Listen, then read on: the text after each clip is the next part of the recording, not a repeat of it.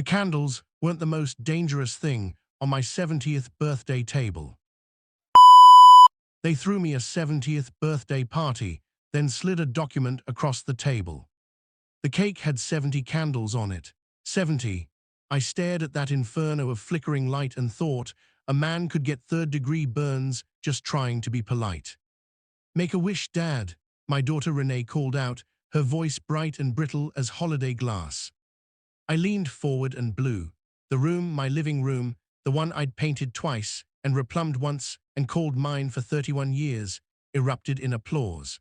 My son Marcus whistled between his fingers the way I taught him when he was 9. My son-in-law Gerald refilled champagne glasses with the efficiency of a man who needed something to do with his hands. I smiled at all of them. I did not yet know what was coming. They decorated the place while I was at my Saturday morning walk, the one my cardiologist prescribed, and my ego resented. Streamers in navy and gold, my old college colors. A banner that read CLEBING 70 years of Frank D. Luca in bold block letters, as if I were a museum exhibit. Photographs arranged on the mantel in chronological order. Frank at 22 in army dress uniform. Frank at 30 holding a newborn Renee. Frank at 55 at Marcus's law school graduation. Gray already winning the war at my temples. It was, I'll admit, a beautiful party. My sister Carmela had flown in from Tampa. My old business partner Ray was there with his third wife, whose name I kept forgetting. The neighbors, the grandkids, even Father Benedetto from St. Anthony's, who smelled like incense and always looked at me like he knew something I didn't. We ate, we laughed. Renee gave a toast that made her cry, which made Carmela cry, which made me pretend something was in my eye. And then dinner settled, the grandchildren drifted to the backyard, and the adults who remained, Renee, Marcus, Gerald, and a man I didn't recognize in a charcoal suit, arranged themselves around the dining room table with the quiet coordination of people who had rehearsed this. "I should have noticed that." "Dad," Marcus said, his lawyer voice slipping on like a coat, "we want to talk to you about something." The man in the charcoal suit opened a leather briefcase and removed a document perhaps an inch thick. He set it on the table between us the way you might place a weapon you want someone to see but not fear. Not yet. "I'm Gerald Finch," the man said, not my son-in-law Gerald, who had conveniently excused himself to check on the grandchildren. A different Gerald. "I'm an elder law attorney. Your family asked me to be here tonight because they love you and they have some concerns." I looked at Renee. She was studying her champagne glass. I looked at Marcus. He met my eyes and held them with the steady, practiced calm of a man who had prepared for my reaction. "Concerns," I said. "About your independence," Gerald Finch said, "your long-term well-being, the house." The house, there it was. I felt it before he said it, the way you feel whether in an old joint. "This is a proposed conservatorship agreement," Marcus said. "It's not, Dad, it's not what you think. It gives Renee and me co-authority to help manage your finances, your healthcare decisions, major property matters." "The house," I said again. "You've had 2 falls this year," Renee said, and now she looked at me, and her eyes were red-rimmed and genuine, and I wished they weren't, because it was easier when I thought she was simply being calculating. "The one in February, you didn't tell us for a week. A week, Dad, you were walking around with bruised ribs." "They were bruised, not broken." "That's not the point." "It's entirely the point, Renee." Marcus leaned forward. "Dad, we love you. This isn't about taking anything from you.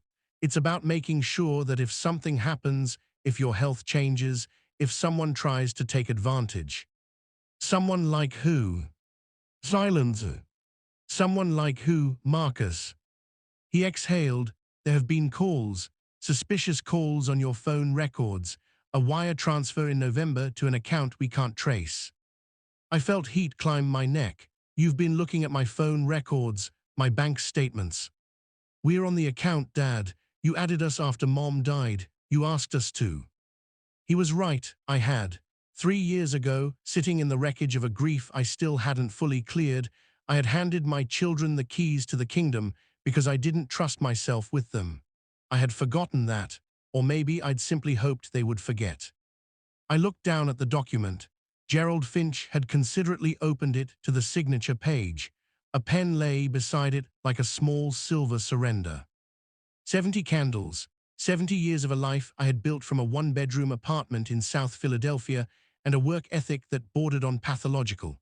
A man who'd started a plumbing supply company at 32 with $11,000 and a handshake loan from my father-in-law, God rest him. A man who'd buried a wife, raised 2 children, and still drove himself to his own doctor's appointments. Thank you very much. And here I sat, in my own house, at my own birthday party, being offered the gift of my own diminishment. I pushed back from the table. "Frank," Gerald Finch began. "Mr. Finch," I said, "I want you to take that document, put it back in that very nice briefcase, and enjoy a piece of birthday cake. There's cannoli from Ianelli's in the kitchen. Carmela brought them." I turned to my children. Marcus had the decency to look conflicted. Renee had tears tracking silently down her face, and I loved her so much it was almost unbearable. "I understand why you did this," I said. "I do. I'm not angry," a half-truth. I was angry the way old houses are cold, thoroughly, structurally, but not without reason. But you don't get to decide when I stop being myself. Not tonight. Not without a conversation that starts with respect instead of a document. "Dad, I will talk to you, both of you. Monday morning, no lawyers, no paperwork. We will sit down and I will listen and you will listen and we will figure out together what help looks like for Frank DeLuca. But it will look like help, not a cage with my name on the deed." I stood up, straightened my shirt, and walked to the kitchen. I cut myself a piece of the birthday cake, which was, I should mention, a perfect rum-soaked cannoli cream cake from Terminite Brothers, because even on the worst nights, Renee knew how to bake, and I stood at the counter and ate it alone. Outside, I could hear my grandchildren shrieking with laughter in the yard. Pure, clean noise, unburdened by anything except the joy of running in the dark. After a while, Renee came in. She didn't say anything. She cut herself a slice of cake and stood beside me. We ate in silence for a long moment. "It was a good party," I finally said. Before the thing, I agreed." She laughed just a little, wet and tired and real. I put my arm around her shoulder, and she leaned into me the way she used to when she was small, when I was the one who knew all the answers. I was 70 years old. I did not know all the answers anymore. But I was still standing, still eating cake in my own kitchen, in my own house, on my own terms. For tonight, that was enough. Monday would come soon enough.